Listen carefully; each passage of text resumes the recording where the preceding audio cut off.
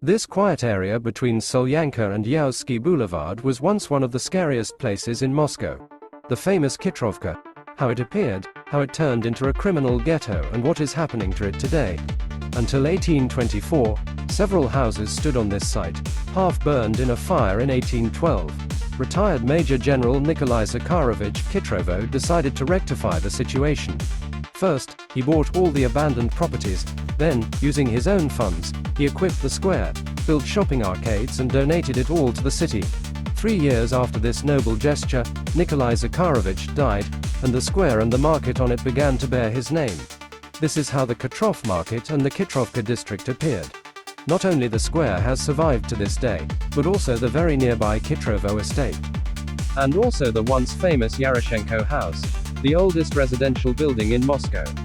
The Khitrovka market did not long remain a place where townspeople came to buy food and other goods. After the abolition of serfdom in 1861, a huge number of freed peasants flocked to Moscow to work. Gradually, they all began to gather here. Customers found them on the market for one-time jobs. In those days, additional shopping arcades had already appeared around, but gradually, given the contingent that gathered here, they all began to retrain as cheap lodging houses and taverns. Thus began the most famous and sad era of the Khitrovka market, as one of the most criminal places in Moscow at the end of the 19th and beginning of the 20th centuries.